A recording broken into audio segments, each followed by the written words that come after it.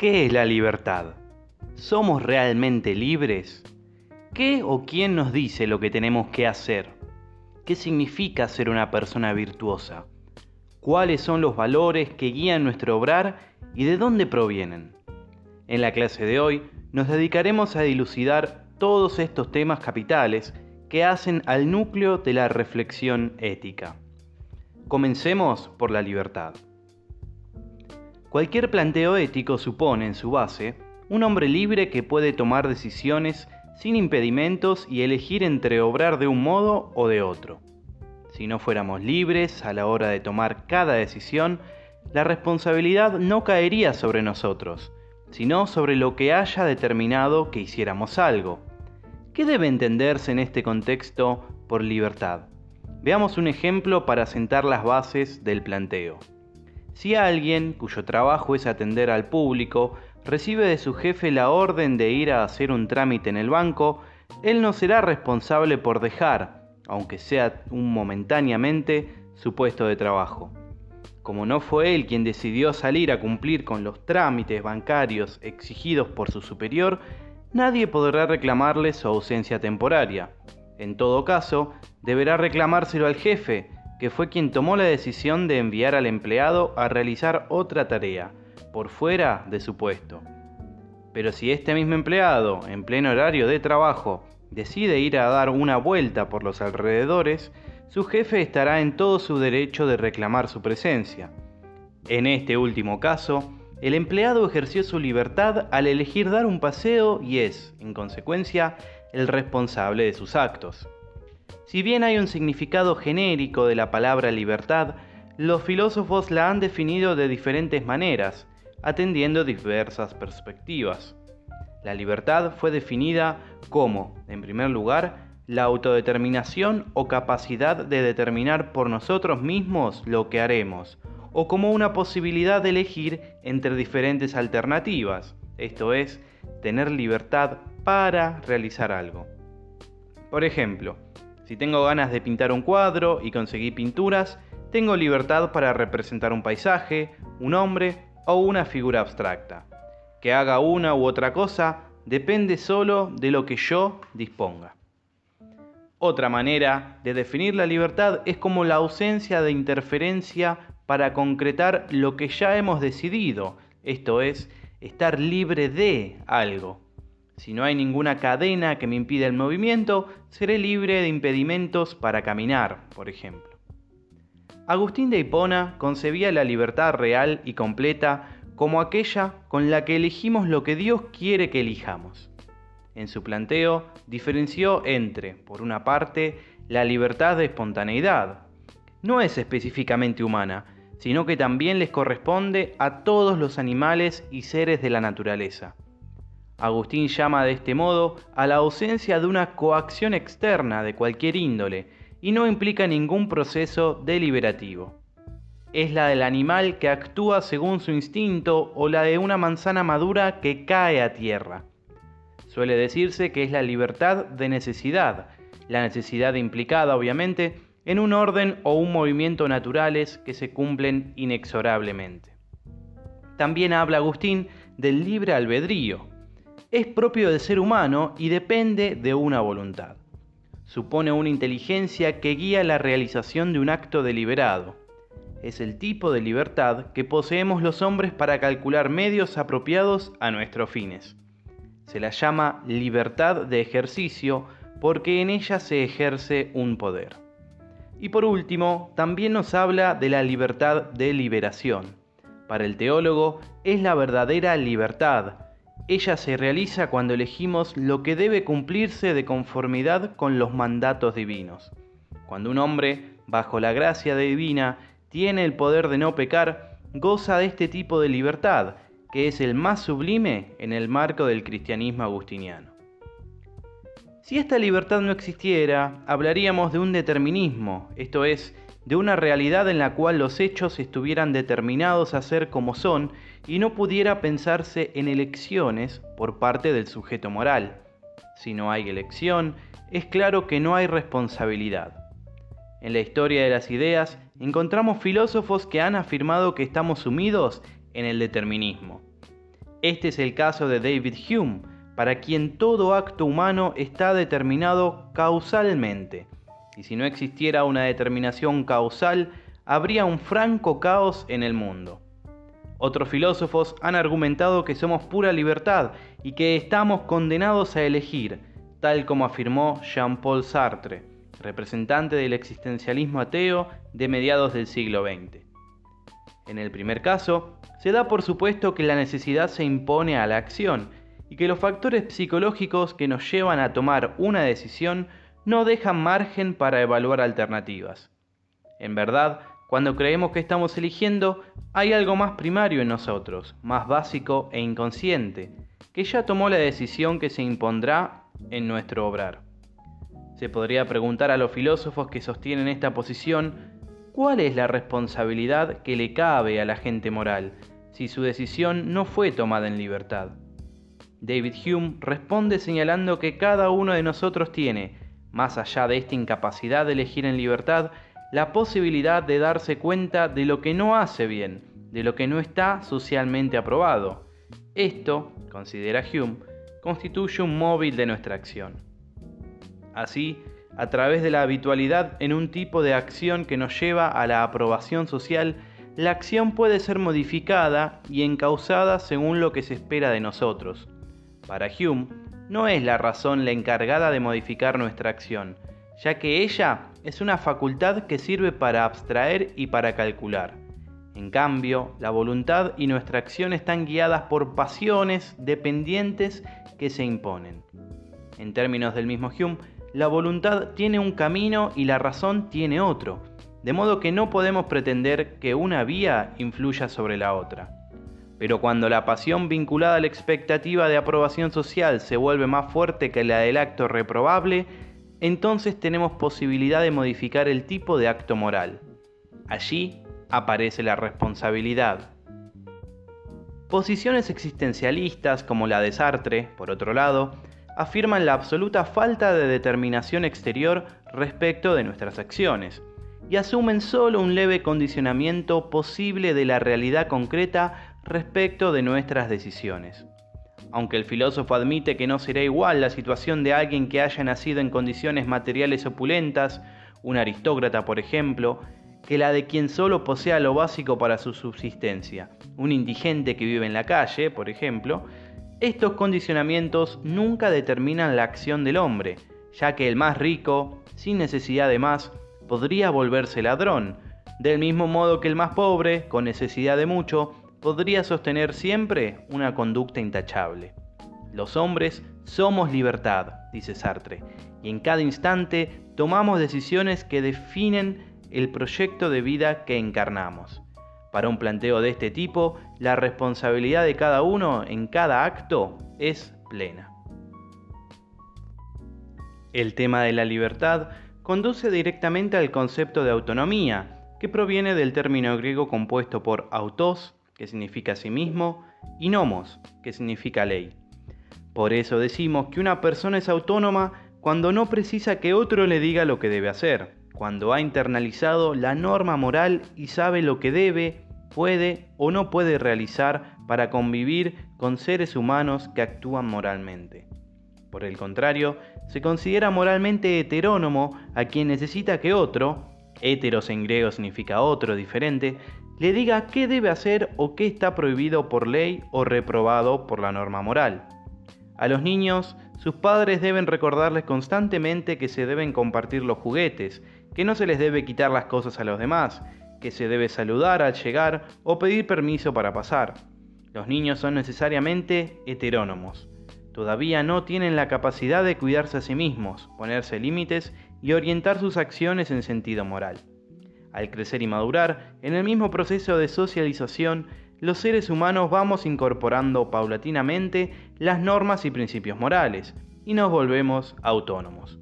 El filósofo y psicólogo suizo Jean Piaget escribió: «La moral de la presión es la moral del deber puro y la heteronomía. El niño acepta del adulto cierto número de consignas a las que hay que someterse, sean cuales sean las circunstancias. El bien es lo que está conforme, el mal lo que no está conforme con estas consignas». Pero al margen de esta moral y en oposición a ella, se desarrolla poco a poco una moral de cooperación, cuyo principio es la solidaridad y que se apoya especialmente en la autonomía de la conciencia. Jean Piaget estudió las diferentes etapas del desarrollo moral e identificó dos tipos de respeto por las reglas y normas morales. El respeto unilateral, la regla es respetada por su origen adulto, y el respeto mutuo o cooperativo.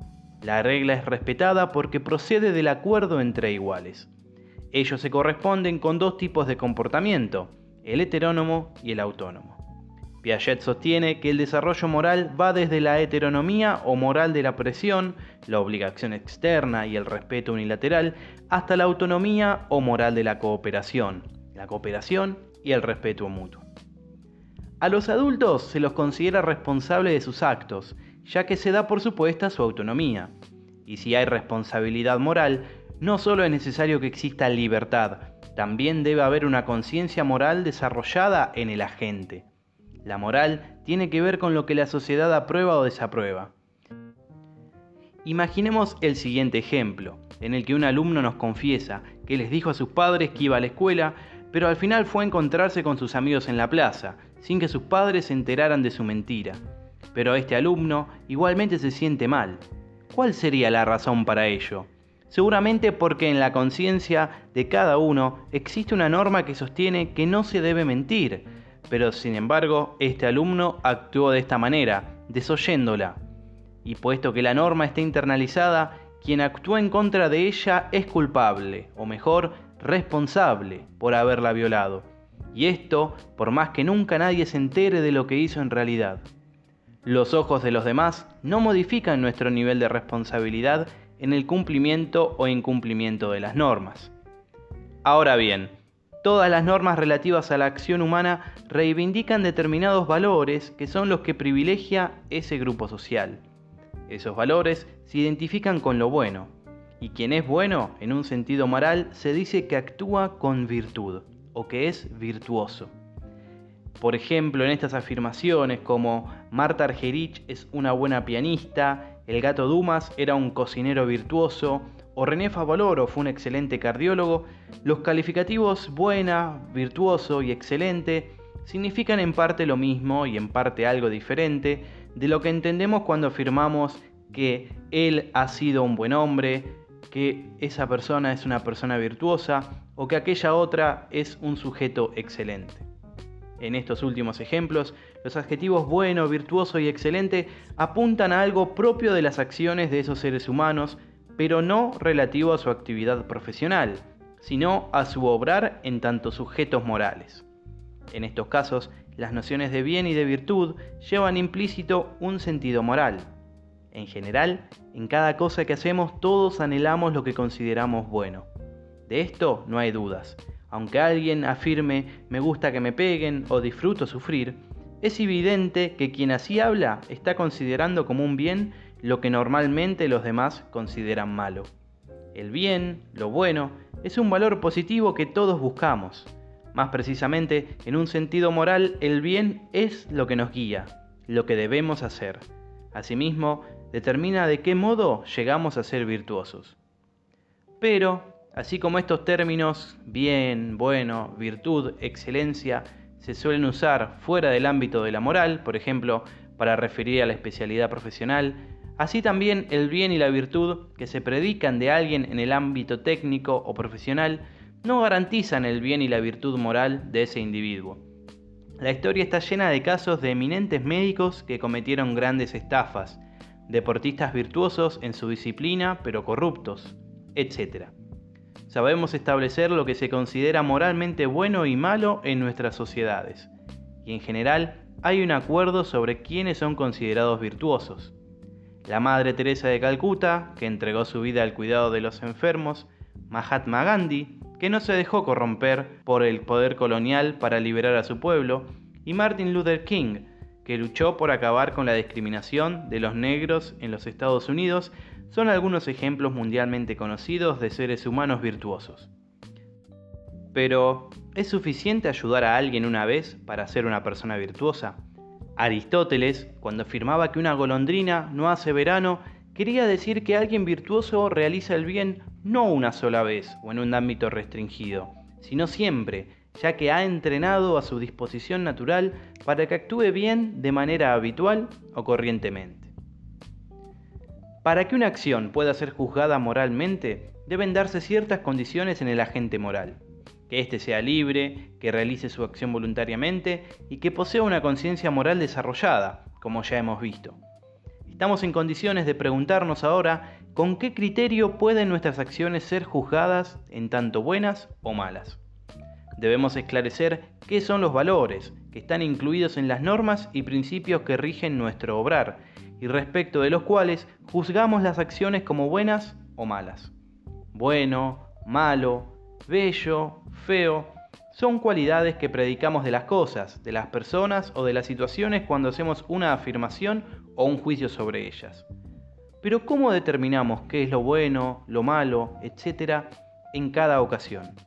Los filósofos han ofrecido diversas respuestas a esta pregunta a lo largo de la historia. Veamos las dos posiciones fundamentales a este respecto. Una corriente filosófica sostiene que las cosas son ellas en sí mismas buenas, malas, bellas, etc. Estos pensadores, que consideran que los valores están en los objetos mismos, se denominan objetivistas. Por otro lado, otra corriente sostiene que los valores dependen exclusivamente de los sujetos capaces de percibirlos. A estos autores se los denomina subjetivistas. Entre los primeros figura el alemán Max Scheler, quien explícitamente postula la existencia de una escala de valores fija, absoluta e inalterable, formada por valores concretos. La relación de estos valores entre sí es a priori, es decir, no dependen de nuestra experiencia. Esa escala, organizada en forma piramidal, jerarquiza todos los valores. En ella, los valores más bajos son los del placer y el displacer, cercanos a la sensibilidad más animal. Sobre esto se apoyan los que denominamos vitales, es decir, relativos a la salud, la enfermedad, la conservación de la vida y la evasión de la muerte. En tercer lugar, Max Scheler coloca los valores espirituales, dentro de los cuales discrimina los estéticos, lo relativo a lo bello, los jurídicos, como lo justo, y los valores del conocimiento, propios de lo verdadero. Y por último, en la cima, Scheler sitúa a los valores religiosos, representados por lo santo y lo profano.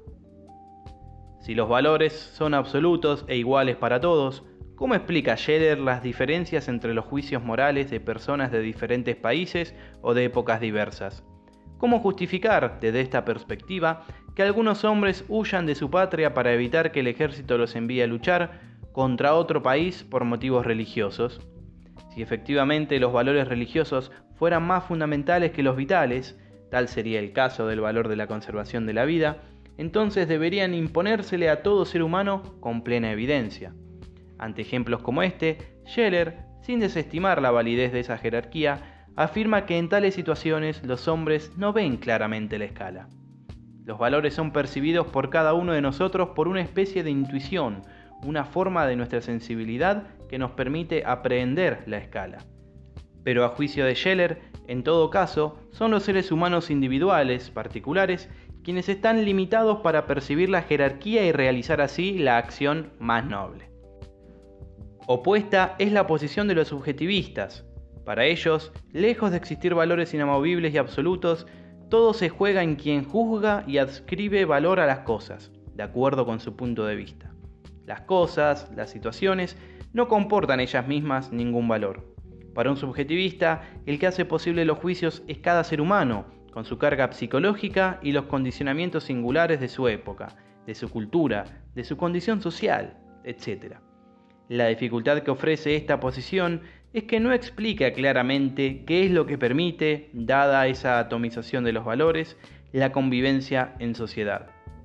Es decir, si cada ser humano tiene sus propios valores forjados a partir de su propia singularidad y por lo tanto diferentes de los valores de los demás, ¿sería posible la convivencia?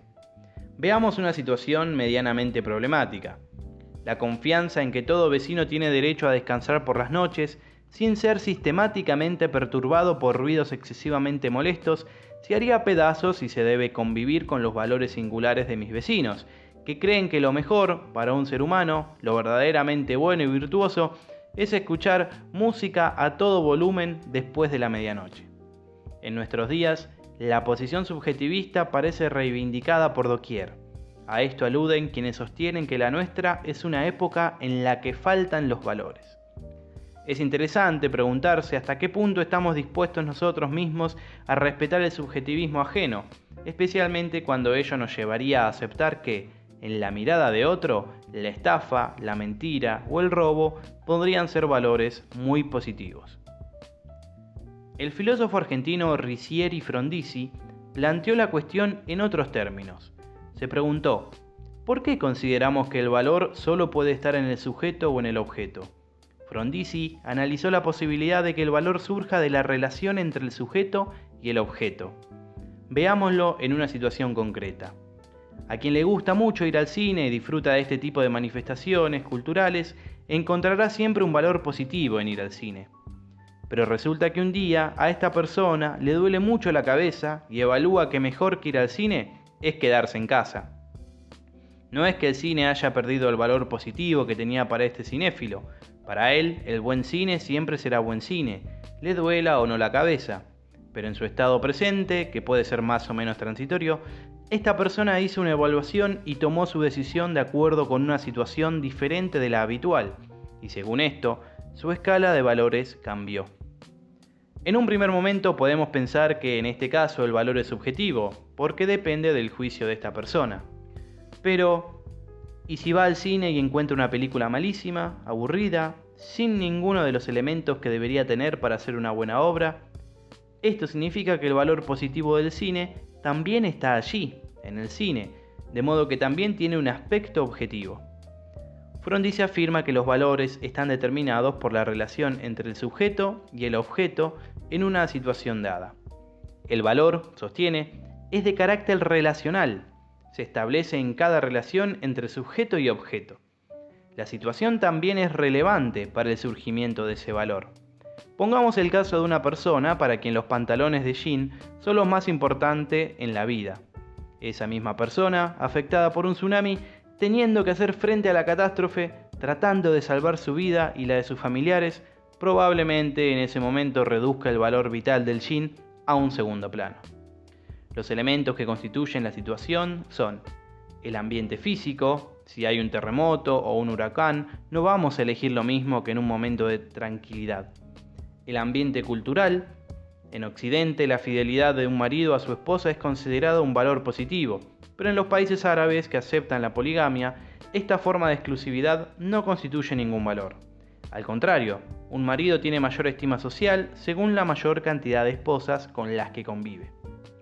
El medio social. Para un aristócrata, usar el mismo vestido en dos fiestas diferentes durante la misma temporada sería un disvalor.